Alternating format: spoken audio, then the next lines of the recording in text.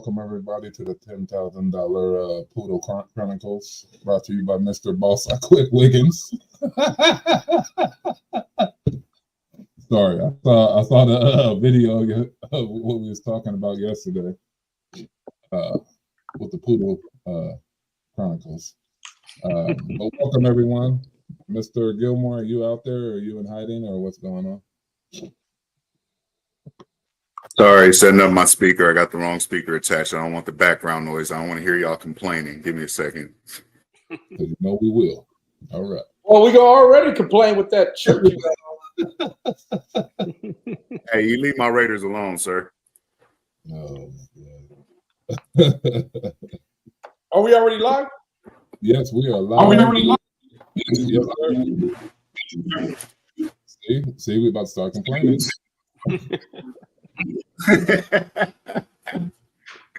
Oh man. Well, what's going on, guys? How y'all doing today? Good morning. Fantastic. Good. How you fellas doing? Man, I'm excited. Great. Well, hey. Well, you know what? I'll go ahead and get into it. All right. Well, first of all, good morning. I don't know where you're coming in from. Maybe you're on YouTube. Maybe you're on Facebook. I don't know where you're at. Instagram, Twitter, Tweaker. I don't know where you're at. But anyway, ladies and gentlemen, you're in for a treat today. Obviously, you've been tuning in. You've been following Trade with Special K, all the great things that's been going on in the crypto space, in the trading space. And, you know, we want to bring a little twist, right? We like to bring a little bit of adversity. We like to bring a little bit of humor. We like to bring a little bit of motivation. But when we can find some of the most successful individuals, I believe, on the planet, we're going to bring them too, all right? We're not talking about go-getter. We know that ain't the case. Sorry, go-getter. Yeah. Sir, payback. I didn't mean that. I had to get you back for that Wesley Snipes joke yesterday, all right? You hurt my soul. But anyway, ladies and gentlemen, today, I don't know if Special K or Go-Getter had anything they wanted to chime in on, but man, we got a guy here that I've had the opportunity of knowing for a very long time. We actually grew up together on the east side of Long Beach. I'm not gonna walk for y'all, but if y'all know who Snoop Dogg, we ain't gonna walk. But I remember, you know, we both had aspirations and dreams and goals and we were different. You know, we were different then. I mean, this cat had dreads and he was just all about life and the world and I was I was a dancer. I was kind of the guy that, you know, just was like, hey, I'm gonna do my thing, and we ended up meeting again. And what I mean by that, and I'm gonna just share a story a little bit. He left the hood on a journey, right? And I'm pretty sure a lot of people that's tuning in can understand what I'm saying. He left the hood on a journey, and that journey was a journey of greatness. And he's been able to do some phenomenal things. Got involved in trading. When Noble and when did you get involved in trading? 1993. 1994. Wow. I got my license as a commodity trader when I was 19. Wow. So you know, all these traders, you know, it's funny. All these cats tell me they're traders, and I say, oh, really? And then I put them on with Noble, and it'd just be absolutely terrible. And you're like, well, you know what? I think I'm gonna go back to working at Walmart because I'm not a trader. But author, 6-7 books, and really he's a mentor of mine. He really connected me.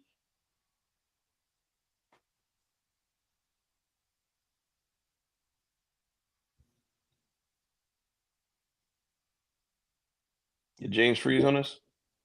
Oh, he got that. That looks like it. Over there. Yeah, he ran out of bandwidth. Hey, he got that messed up internet. He always talking about Special K. Yeah, we lost him midstream. Let me message him real quick. It's all good. So the reality is I'm a big fan of trading. I've been trading my whole life, and for me, when I got involved in crypto, It was originally around the right before CryptoKitty era when I don't know if you guys remember Wired Magazine, but Wired Magazine had put out an article about the big conference in Colorado on Bitcoin. I'd never even heard of it. And when I read that article, I knew immediately something was there as a trader. So I figured out at the time, when you bought crypto, you had to do like these weird back alley transactions. So you had to meet up and match up with people. And so I went and bought 10 Bitcoin from a guy on a hard drive. And this one, Bitcoin was about $330. And like I wasn't sure if it was the right Bitcoin, and we were still learning what private keys and public keys were, and wallets. And so I'm trying to make sure I got the what he's handing me on the drive, he's not going to be able to take, and all this other great stuff. And I remember when the Bitcoin that I had went from 300 and like I said, 30 something dollars to over $1,800. And I'm a big gold trader, and gold's going crazy right now too. But at the time, I couldn't believe that Bitcoin was matched the same value as gold. So I immediately sold my Bitcoin. I was like, all right, I'm out. I thought I was done. I'm a trader, so I don't ever, real traders, we don't look back at past trades, right? We can't count something we do or don't have. And I completely ignored it. And a buddy of mine called me up. He says, have you seen Bitcoin? I'm like, yeah, I've been there, done that. Turned around, Bitcoin was $9,000. Man, I jumped in and started mining Bitcoin at that point with no hesitation. And then I saw what was going on with Ethereum right around, right after CryptoKitties, right around when it was $330 to $500. And I remember calling James up, and I'm like, man, I'm buying Ethereum left and right. I'm like, this is going to $5,000 without a question. And sure enough, it did. So for me, I think when it comes to trading, timing is everything, and there's an opportunity more so than ever, 24 hours a day, every moment. I mean, like there's you can't miss out. And I think sometimes when it comes to trading, people forget that there's really three positions you could take. You can go long the market, you can go short the market, and you can just do nothing. And doing nothing is just as a valid trade as doing something. It's sometimes better to kind of just snipe the opportunities than chase them. So it's awesome seeing you guys have a platform like this and be able to share and give people the ability to trade and educate them and get them going. Ha humbug. Okay. You're the one who left. Hey, I'm mad, man, because I want to finish my story, man. Go ahead and finish your story. Well, finish your story then. Okay. Nobody's stopping you. Okay. All right. So anyway,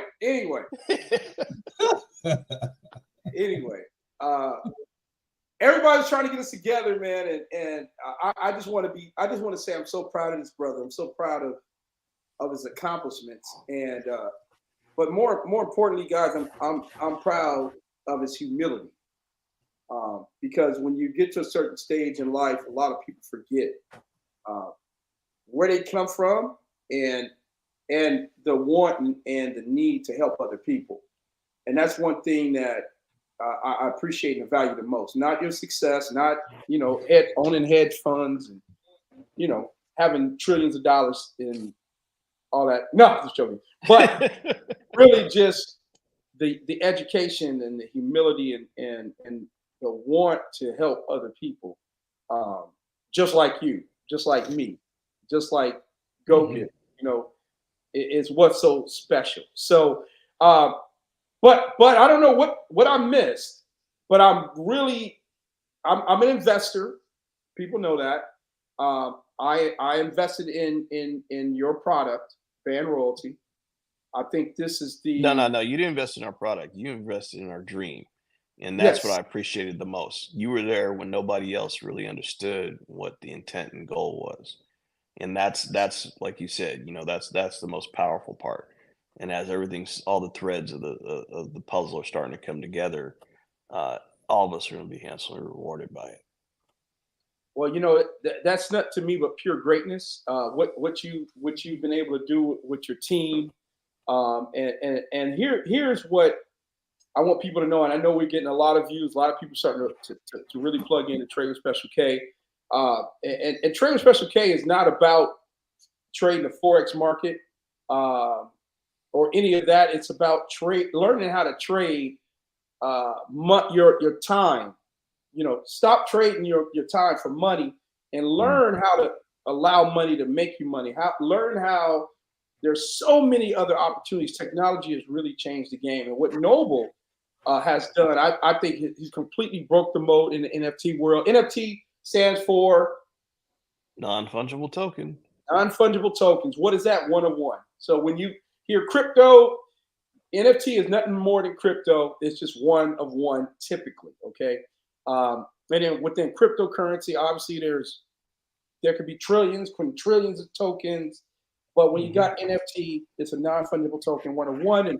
And I remember when Noble told me about NFTs, I want to say about 5 or 6 years ago.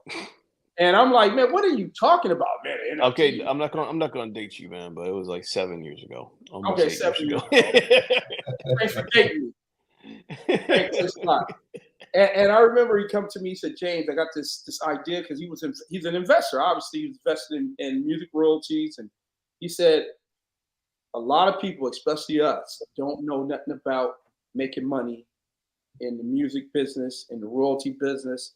And he created a platform called Band Royalty that is allowing people to earn. And basically, it's another form of trading within the NFT space. And they own music catalogs, and the list goes on and on. But enough of that. I'm gonna pass it over to Noble, and if you could probably make it as simple as possible for the viewers to understand and this project and why this project. Where did this project come from? Yeah, so the why is simple, right? There's 2 layers. I've got a whole branch of my family that's been jazz musicians since the 1850s. So our family's really from New Orleans, and I was born in New York, so I'm part of the Great Migration from the South, right? My family went from New Orleans in the South to New York, and I was born in New York. But one of my cousins, Charlie Gabriel, he turns 92 this year.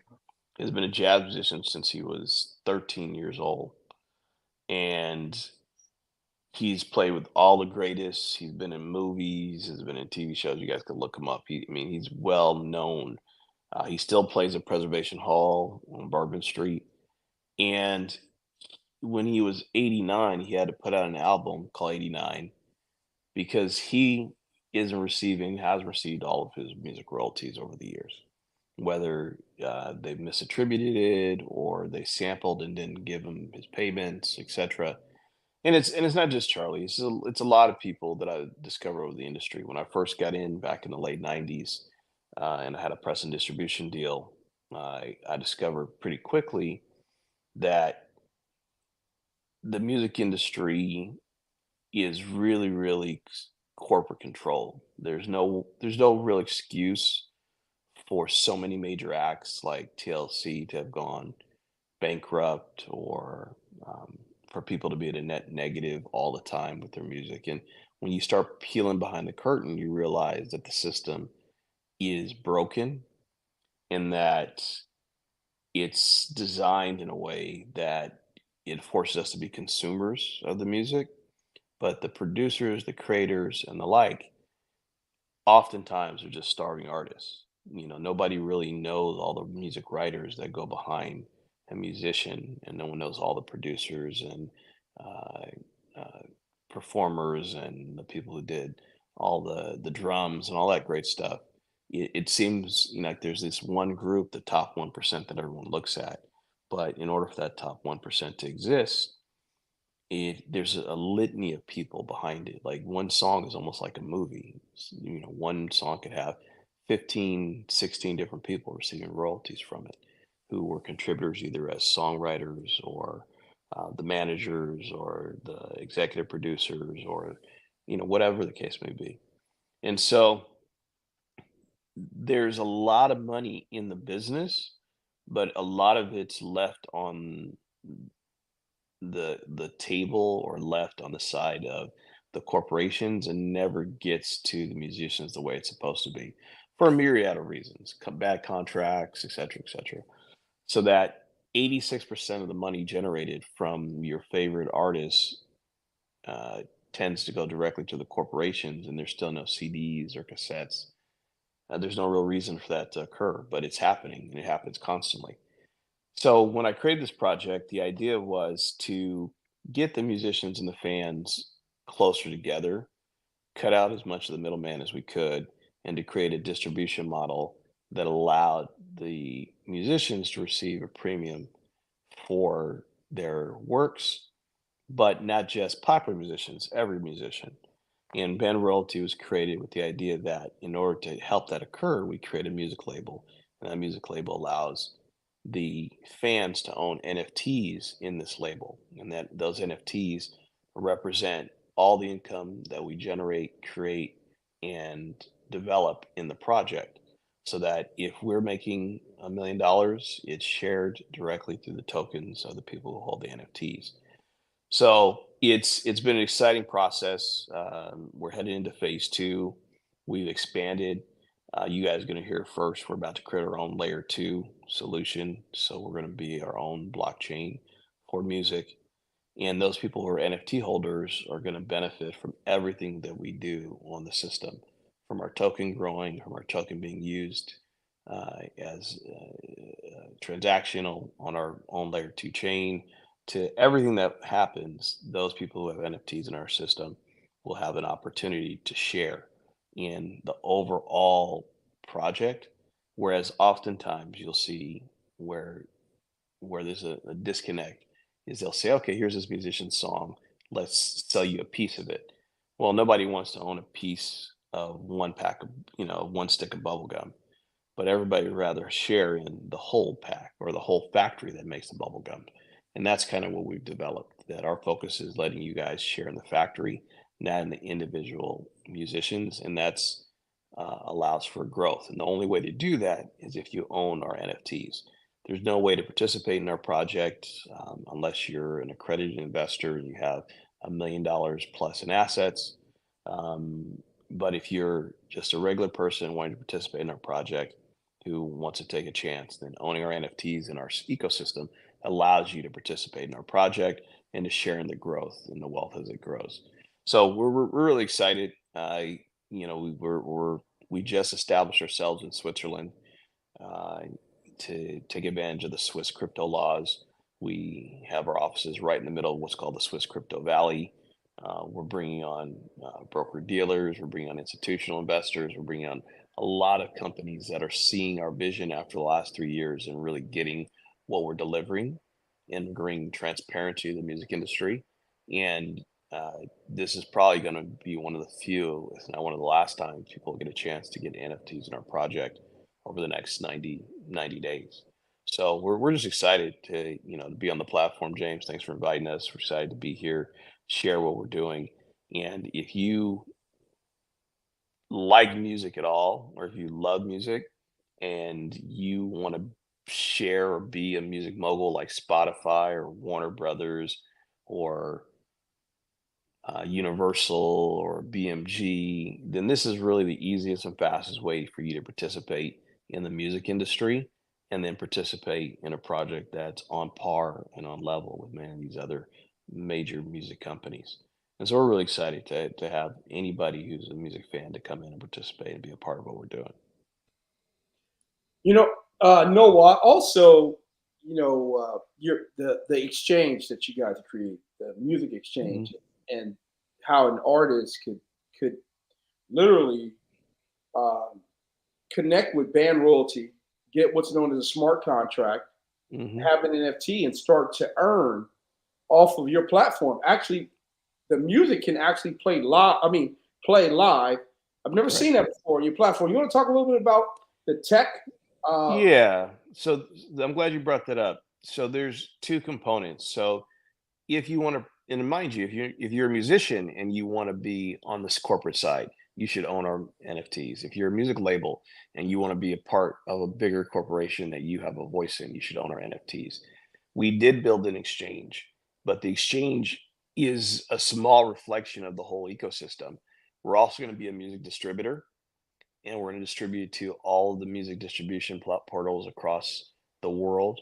We also put ourselves in place as a publisher of record, so we can help anybody who signs up with our platform to exploit their music and earn more income as a publisher. And if you elect to have us as your music administrator, we can help audit and make sure that the money that's out there you should be able to attain back. So oftentimes people find that between 15 to 25% of their income is not even being accounted for properly because of bad metadata or misplaced at misplaced information on the names and who's a part of it, and you being left off completely. And then, we just talked to Crooked Eye, and he found out that he had been sampled, and the song that he was sampled in was 100 had over 122 million spins, and he hadn't been attributed. So we actually have a software that crawls through all the DSPs and thumbprints your music, and then finds you and where your music was, and then comes back and reports to us any potential missing income that you may have. And so the exchange is an expression of that. So if you come on board with us, not only do we help you with your traditional way that you handle your music, but we also give you the opportunity to then create a whole nother income source for yourself and allow you to put your music as an NFT to be sold, distributed, and generate you additional income. And as we build our own layer two, we're also going to be able to create our own music player that allow your music to be synced immediately. So if someone selects your song, they'll pay via tokens, they'll get a smart contract, and then they can play your music, and you've been paid for it on YouTube or in a video game or on television. So there's some really innovative things, and the exchange that we built now was the beta of that, where we create a smart contract just for you and just for you, the producer, musician, whomever, and then we allow you to be in control of your thumbprint on the blockchain, and it makes it easier for us to help audit and make sure that your music is being protected in all mediums. So we're really excited for that being a solid base. It's called bandnfts.com, but it's just the beginning of everything we're about to do for musicians and the full breadth of scope that we're going to do to make sure that you get the money that's been missing or owed to you, and then give you more opportunities to generate more income. Wow. Well, Special Yeah. K, and look, I'm not trying to steal all the thunder, right? Y'all know I'll steal it. Special K, go get her. On here. I mean, I told Camille last night, I said, we got Noble come. Oh, yeah. He got jacked out of his mind, you know what I'm saying? And go get her. You haven't had an opportunity to meet, but man, we've been boys for years. We built together, and he's just excited about all that we're doing. And so, Special K, I mean, go get her. We got people out there that's watching all over the place. You got any questions? Go ahead and drop some questions in the chat. I mean, we got the brain here. We got the brainchild here of Band Royalty. This thing is absolutely phenomenal. Maybe even at the same time, I don't know if you can, if the link, you drop the link and we can show them how the system, they can see the exchange and see how real this project is. Oh yeah, I mean, everything's been built out and the beta is all there. The great part about it is, this was phase one. What we're putting out in Q3 and Q4 are going to be even further light years ahead. And so for me, this is just kind of the beginning of our discussions. I just did excuse me, I just did NFT NYC and spoke there and spoke on how, everyone keeps talking about the music industry, but they're ignoring the administrative part. And that's really where the money is, the administration, right? And how do you generate income? How do you get more money? And the reality is we don't need the major corporations anymore. Most musicians are getting all their fans in social media, right? And most musicians are working with their own PR agencies and ad agencies. So what are the majors doing for them? There's no real A&R like there used to be. So people are buying their own equipment, developing themselves. And with the current attack, Spotify cut everybody's income again by trying to do quote unquote bundles and giving people audiobooks so they can reduce how much they pay to musicians. And then and then you have just a massive attack in general, where they don't want to pay anybody less than $1,000. Excuse me, if you have less than 1,000 spins, you can't get in your paycheck. I mean, it's just this ongoing attack. TikTok doesn't want to pay anybody. Now they're using AI to steal your voice and then supplant you. It's a real mess out there for most of the music creatives. And we believe at Band Royalty, we can kind of help shore that up by really getting the fans and the musicians working together to build a platform for them. And that's what Band NFTs and Band Royalty is all designed. It's really built to get these two guys together or these two groups together, and then diminish the role of the middleman. That's what decentralization was created for. Now, because obviously they over there stuck. I never heard Camille stuck. Camille, where you at, man? Camille over there still ain't said nothing. Well, the biggest question is people want to know how much money can you make in the industry, right?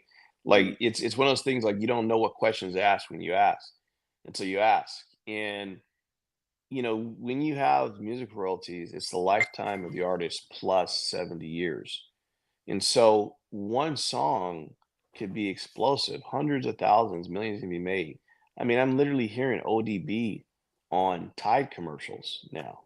It's one of those things that growing up, we would have never thought you would ever hear, songs that ODB was doing, or songs from Wu-Tang on TV and general commercials and on shows and in background. That's all massive income generation. That's why all the major corporations are aggressively trying to buy music catalogs. It's IP that doesn't go out of style. And if you market it and you put it, music is the soundtrack to people's lives. It doesn't go away. Every TV show, every movie, every YouTube, there's music in the background. And so it's really that understanding that music is everywhere constantly, and it can be used, it's in video games, that it can be used everywhere, that you realize that the income potential is almost unlimited depending on how many songs and how much songs you have in your catalog, because there's always going to be a song for somebody to want to use. People, that song, I don't know if you ever heard this, anybody's ever watched Jeopardy, that do do do do do do. It was a actual lullaby that Merv Griffin created for his son that they end up using for the soundtrack for that TV show. Because Jeopardy went into syndication, that tune generated his estate over $70 million just from that song. And it's still generating income today, long since Merv Griffin's passed away for the estate. There's tons of money in the music industry, and it's not just on the first hit. It's literally every time it's played, there's income being generated for someone somewhere. You just have to be on the right level of it. And with Band Royalty, you owning NFTs, whatever type of music royalties we own, you share in all levels of the music royalty industry.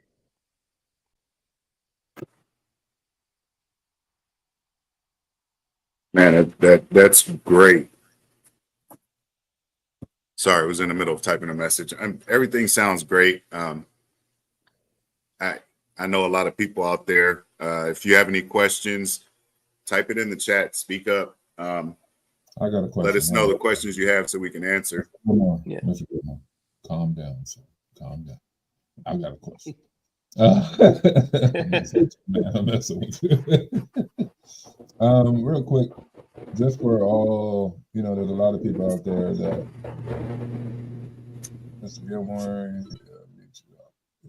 that are new, that are kind of looking at this as investing. They're looking at us. They're brand new, ain't never invested. They're scared of investing. They think, I always talk about how a lot of us, especially our community, think, this isn't built for us.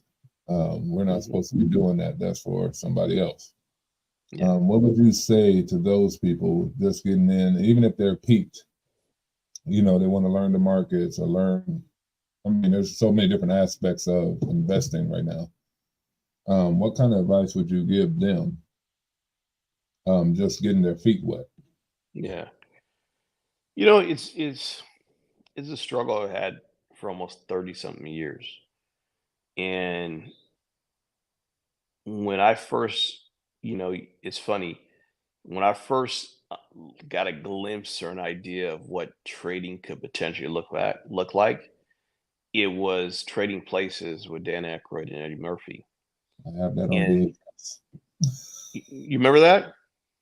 I actually have it still on VHS. One of my favorite movies ever. Exactly. But I think that's really where we start, right? Because, you could look at the movie and say it's a comedy, but it's a real understanding that it is not about the person. The movie is a clear example. It is not about the person. It's the willingness to be educated of that Mhm, person that you bring in, right? mhm, So here you have Eddie Murphy who has no idea about trading, doesn't understand it, and immediately he's able to put the connections together. And the scary part about all this is we're you're trading every day, right? When you went to the gas pump last week and it was more than it was this week, you made a trade. Like if right. you decided, like, man, I'm worried about the gas going up next week, I'm gonna fill my tank fully up. You made a trade. You made a decision based on your feelings about what's going to happen the week later. When you go to the Mm, grocery store and you see that the eggs are X price, and you're like, man, you know what? I'm gonna buy an extra dozen eggs just in case the price goes up next week because prices are getting crazy with food. You actually made a trade, and mhm, that's the thing, that these are true commodity. When I got in the commodity industry and I learned that everything was a trade, that everything that I'm buying at the grocery store, orange juice, sugar, beef, cattle, lumber, etc., was actually being traded by corporations. And mhm, then the trickle down effect was the decision that I had to make on how much gas I was going to buy, how much, etc. It started to psychologically impact me and make me realize that whether I want to or not, I'm in the system. And I mhm, think that this is really the mistake that people make, that when you say it's not for me, it doesn't matter because you're already a part of the system. They're already banking on you spending the money. They know you're going to use your dollar to pay for gas, go buy groceries, pay your mortgage, etc. And so it's not really a choice because you either have to be reactive or proactive. And if mhm, you're just in the system, you're constantly being reactive. Being someone who invests allows you to be proactive, mhm. right? And I've been through three major, semi depressions, recessions. I've seen them firsthand. The complete implosion of the dot com era back in '99. And if I were to tell you, if I had told somebody in '99 that uh, Amazon was going to be $1 trillion company market cap, they would have laughed in my face. But here Right. we are, a short, Yeah. 25 years later, and it's $1 trillion market cap. When Apple was going under and was about to hit bankruptcy before they brought Steve Jobs back, had I told someone, "Oh, Apple is going to revolutionize how we have phones and how we operate," no one would ever believed it. But yet Mm, now we all have smartphones solely because of Apple. And this is the thing, that you can say that it's not for you, but the reactive part is you're now buying $800 Apple phones when you could have also spent $800 back in the day and bought some Apple stock and may have 800,000. You don't have, unfortunately, you don't have a choice, mhm, right? You have to remove yourself from whatever negative talk that's out there and understand the reality that just because things are the way they are now doesn't mean they're always going to be that way and they're always going to stay that way. So it means you have to do your own foresight. If we had talked about electric cars back in the 80s, people would have laughed in our face because everyone would wanted to drive a Cadillac, right? With big gas guzzler. yeah, No yeah, one would ever thought that everyone was going to switch over to an electric car and that gas was going to not be king. mm, But back in Popular Science magazine, they were actually having electric car races and trying to figure out how to build an electric car battery. These are things that were already foretold for us, and it's a matter of us being willing to participate in mhm, the world around us and not be so focused. And it's hard, but there's a great book that I used to give all my clients, especially ones who are new to investing. Mhm. And it was the book, and you probably read it, called The Richest Man in Babylon. And I'd Yeah. hand that book out to every single one of them. And one of the key things was the 10% of what you make is yours to keep. And you should then use that 10% and invest with people who know what they're doing. So it's not a matter of you having to be the smartest person in the room. Sometimes it's you being the smartest researcher in the room to find the smartest person. And then don't be afraid to take that 10% and then apply it and invest it and move it along, because that was yours to keep. You paid your rent, you paid your mortgage, you paid all your bills, you paid your food. You use that 10% to push yourself into the future. And it's a requirement. It's a necessity. Right. Hopefully I answered your question. Sorry, I don't. No, you did. Because you did More a than lot of- answered. you said a lot of things just a different way of how, like when I'm talking to a lot of people that want to learn or say they want to learn, but then they may not show up. You know, I No, tell fear them is a monster, man. same things. Yeah. Listen, no, part of them not showing up is, we feel disappointed and we sometimes feel disappointed for them. But fear is a monster, right? Fear of change, fear of the unknown, fear. And that's when, you have to step back in your faith and realize that, Psalm 23 is real. You'll fear no evil. You just have to walk through the door no matter what. And that's really the battle that all of us have, to be honest. 100%.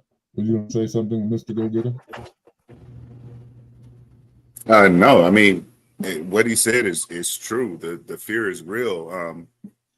James has been telling me to get into things for years, and it was a fear of leaving that comfort of the corporate job that I had, and the fear of what if I lose everything and all these different things. But once I stepped into it, the fear was alleviated because it's not that scary. It's all in your mind. For me, it was all in my mind. It really wasn't that scary once I got into it. It was like second nature to me. I just fell in love with being in this world.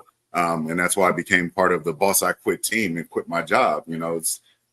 Fear was the only thing holding me back. I should have did this 9 years ago when James told me, "Hey, Chris, get in." Mm-hmm. That's true. I want to say something too. I tell you're killing it now, man. And the thing is, I tell a lot of people as well, and Noble's a mentor to many as well. It's not about when you do it. It's just about doing it. And you're a great father. I mean, you're a great provider, and you felt that security, but it wasn't just about the security for you. It was your kids. You wanted to make sure they didn't have to struggle, right? And go through the things that we had to go through. Our generation, man. Our generation as fathers, as men, and hey, as black men, we're black men on here. We speak black men in America. That's it. Right. Yeah. And that's a whole nother conversation. That's a whole nother conversation. We have a different passion, I feel, than my father had to make sure we're at our kids' games and the daughter's ballet and we cooking for them and not saying, "Hey, you sit your ass in here." You know what I'm saying? So Right. I think we have a different philosophy, and obviously that's because it's so short from slavery, and I mean you're talking 2-3 generations. So I'm not going to say slavery, man. The 80s was a mother.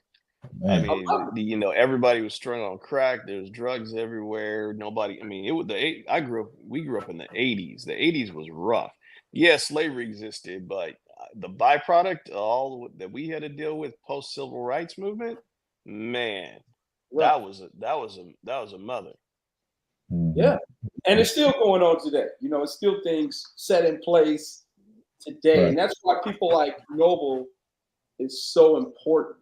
And as you get older, you start to understand more about revolutions and more about, when you're young, you're like, why is everybody worried and protecting him? And why are all these people around Martin Luther King? And why are all these people willing to die? But when you understand that's God's chosen individual to preach a message, That's why. And Yeah. you know, I think about what if Noble hadn't told me about certain tokens and certain NFTs, and then the thousands and thousands of people that I've been able to touch to now take more ownership of their lives and see things that their parents couldn't teach them or their friends may not be able to teach them. Now, different things are happening in their lives. And that's what I feel is so powerful about band royalty, right? Being a guy, and a lot of people don't know some of the things I've done in the music industry, documentaries on Tupac. I've helped discover some of the biggest producers out there, did some of the major concerts, had a partnership in the nightclub. I mean, I've done a lot in my short life of 30 years old, you know, so Hey. y'all hating out there, right? So Years, yeah. So when you're really looking at the music space and you're looking at those that they groom, right? Those that they, I mean, it's unfortunate even what's going on with the Diddy stuff and all that, and we're not going to get into all that because that's just absolutely terrible. But the grooming, the groomification for the real masters on the back end to make all the money. You see what I'm saying? For them to really make all the money. Michael Jackson, if you really listen to his last albums, he literally was telling you what was going on. We think it's songs, but he's communicating. And he's like, you know what? I can no longer be of this being, and I know my days is over. Prince, one of his masters. You're not going to own his days were over. So when you're looking at, and I know I'm going a little bit deep, but we have a man that's actually, to me, could potentially and will be the Amazon of the music business. You guys see, like last week, what did I put in the chats? That picture of that man sitting in that garage with Amazon. A small old school computer. Yeah, right? Everybody jumped ship. Everybody said it wasn't going to work. They said he was a fraud. He was a scammer. And now he's one of the wealthiest men. He is the richest man supposedly in the world today, right? So Noble, I mean, now, this is the thing. Like this is the beauty of all this. Everyone hops in their car, turns the engine, and drives away. They don't know how combustion works. They don't know how the oil burns. They don't know how the electricity gets to the car that runs the wheels that do. And I can only say, and still with all of that, they hop in the car and drive off. This is the same thing sometimes with investments. When you have the right people who know what they're doing and they're the car and they're the engine, there's only so much under the hood you could do. Either you decide to make the move or you don't. You get in the car, you don't. Right. And I tell people all the time, what we're doing is not for everybody. It's for the people who are tired of being consumers, because they're going to literally hop off this show and put on their Spotify playlist. And Spotify, they're making billions of dollars for Spotify, and they've made nothing for themselves. They're going to get in the car, turn on the radio, and Clear Channel and iHeartRadio we're going to be playing, and they're making billions of dollars for Clear Channel and iHeartRadio. They don't get nothing. Our people produce and consume, but we rarely invest. We do both of the. We literally some of the best creators, best producers, best designers, best developers in the world, and we consume in the trillions and trillions of dollars. But we are the ones the last to be on the other side and invest in the things that we even produce and the things that we even consume. Facts. That's a reality check. So y'all can be a part of band royalty, not be a part of band royalty, but I guarantee you'll be listening to a song.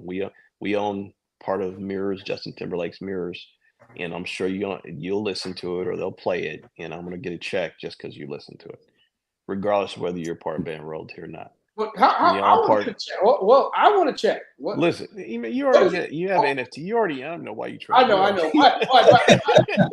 just, they know me. I'm the one that speaks for the person that don't. Well, I'm just saying that regardless, it's every time the song plays, plays on Amazon or whatever. There's other songs that we have. We have songs from Rihanna on the database now.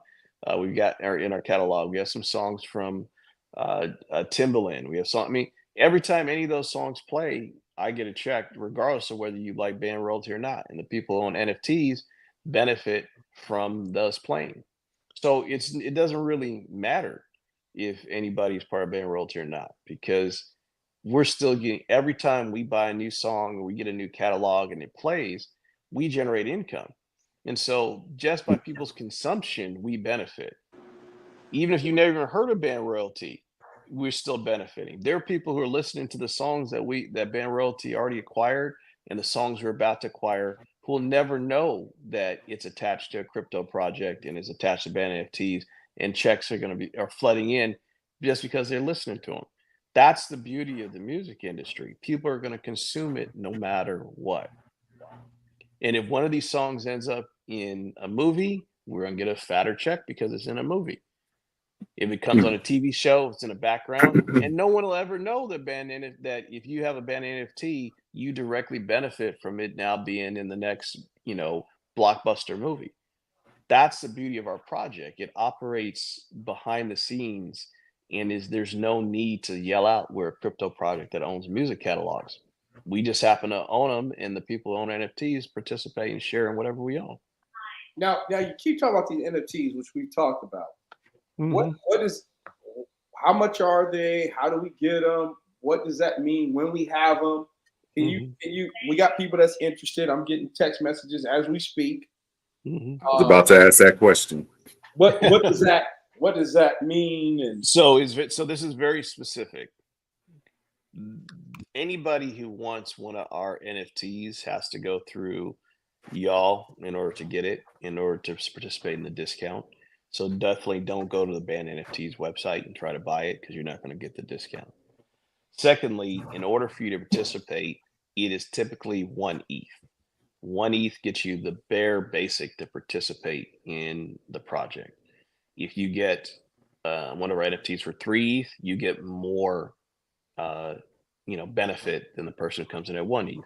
If you participate at 5 ETH, you get more benefit than the person that came in at 3 ETH or 1 ETH.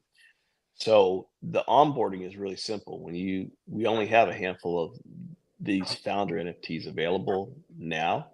And when we release the next series, those people are going to earn less access and benefit from the royalties that we acquire and the expansion of the program, but they'll still benefit directly.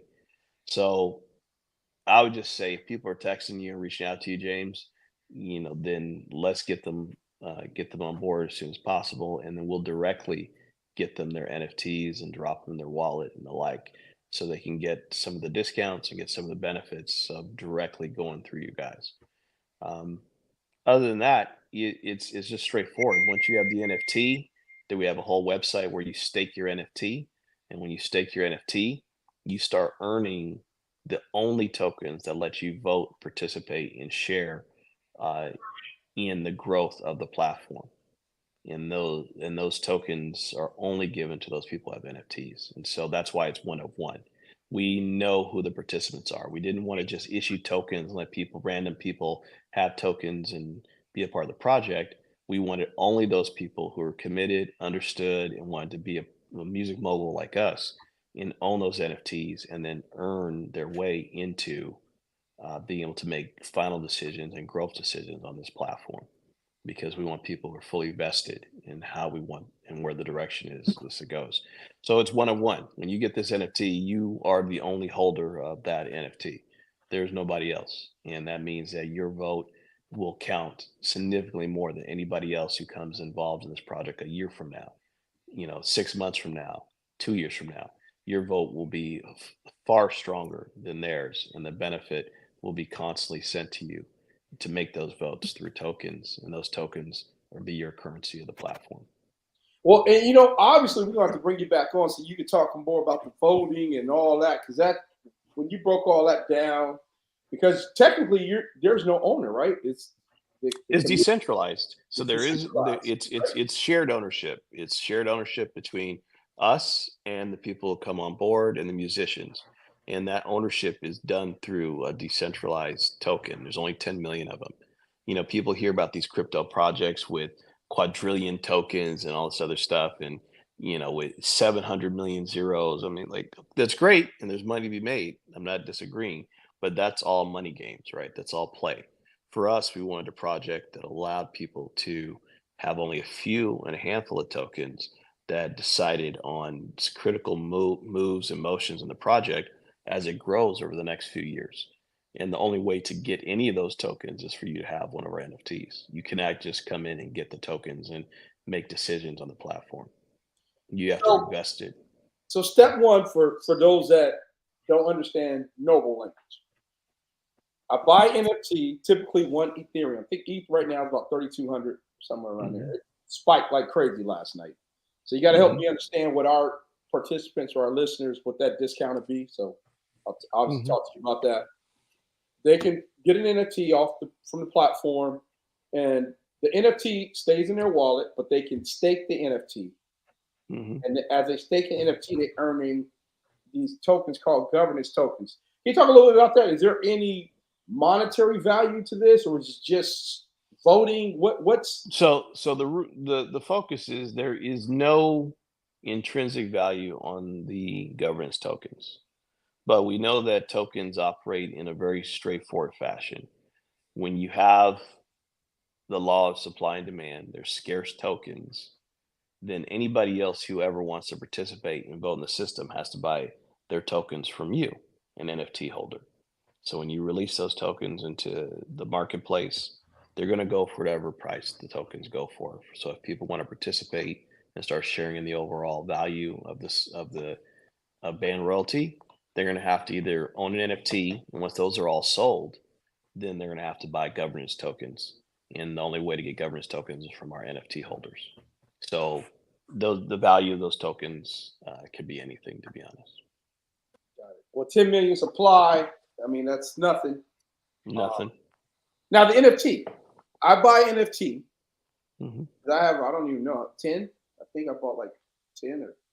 There's only 3,000 of the NFTs, so it's not like we kept that tight too. That's why.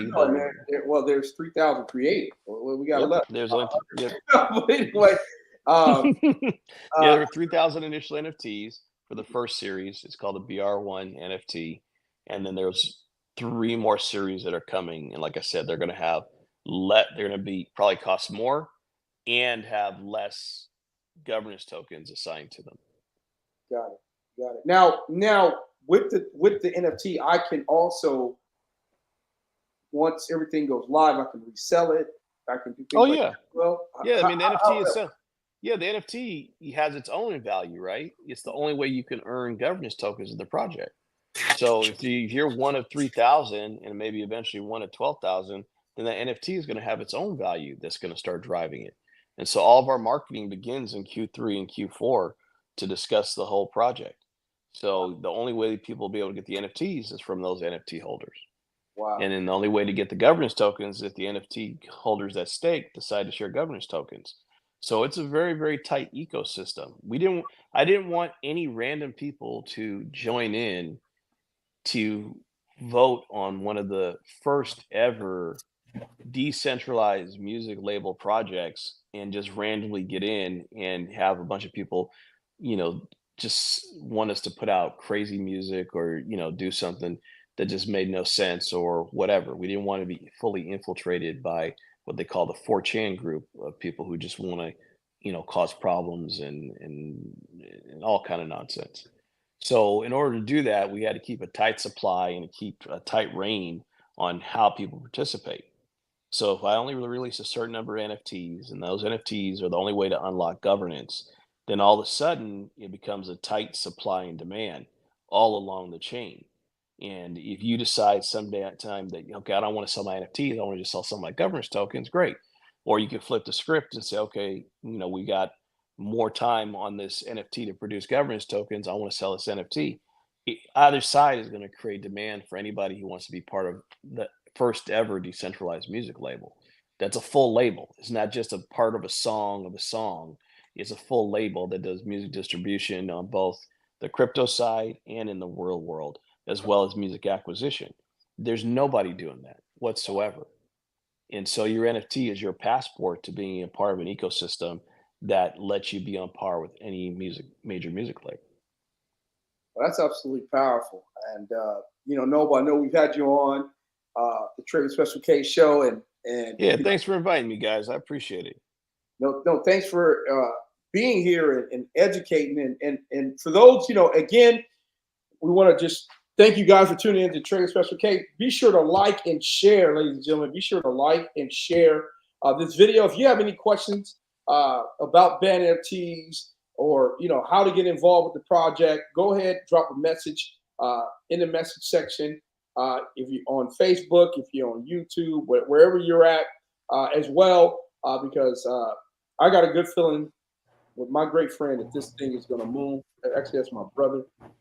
And a whole lot of people will be blessed here soon. So, Chris, All right. Special K. I think Special K. He over there. Yeah, Special K in a meeting right now, so Okay. it's just us. Yeah. No, man, great information. And I'm pretty sure you answered everyone's questions. I don't see anything on Facebook or on YouTube or anyone's asking any questions. Awesome. Lot of information, a lot of great information. Again, anyone that's interested in the NFT, just reach out. I know I'm interested, so I'm gonna be bugging James a little bit later. He already know. All I can say is anybody who didn't ask a question now, I guarantee you're gonna get off the show and you're gonna play Spotify. And remember, you just gave Spotify another $1 billion the moment you listen to them. And ask yourself, how much did you make? You gave Pandora, you gave Apple Radio, you made music, made Apple a $1 trillion company. Everyone's paying everyone else by being consumers. So what day do you get a chance to share in that consumption? Agreed. James, you see Okay. what Maria said? No, I was wondering where my Maria was. I was the only man that could take Maria from him, and he took her. He doesn't even like me no more. I feel a little bitter about that, but I don't know why you bitter, man. Why you bitter? Ain't nothing to be bitter about. No, brother, I love you, bro, and I'll definitely. Hey, I appreciate it. And then I guess I'll call you, or if you can just. Yeah, call me. We'll set it up. I just don't know what it really is. It really is. Discount is it'll be bespoke. long. Exactly. Well, it'll be bespoke. It'll be completely. We'll make it bespoke for your audience, for your people, and we'll give them some kind of timetable. It's the thing is anybody can get in, go on the band NFTs and get it, but it's going to be full rate. And I want to make sure that anybody on the Trade with Special K program with you and Chris, James, gets the benefit of a discount before we go and explode. Okay. Maybe next week, or maybe we can get you back on the show to show the platform, to show how they can stake it. I think that will just really. Oh, that'll be awesome. Really, well, I mean, if they got them, then for sure we'll show them how to stake it. If they, if we just doing an exercise, like man. It might not be me getting on. I might have, Well, what are your opinions? I got you. All right. Well, I love you, brothers. Love you, brothers. Chris, please, when you get on tomorrow, do not get on here with that shirt. Thank you very, very much. Hey, I'm finna go pull out one of my jerseys right now. Jersey, just well, he don't really understand what that Raider stuff is like in Long Beach, do it? Not at all. Hey, look, sir. I grew up in South Central in the '80s. Raiders was the thing. I've been a Raider fan since '85. No, that ain't what I'm talking about, sir. I know what you're talking about. I know. I'm just trying. I know. All right. He knows what we're talking about. Boy, jumping the screen. He always try. This dude.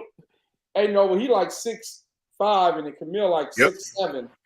So when I'm walking, listen, that's what bats was made for. Knees. Everyone's got knees. You grew up in the '80s talking about bats.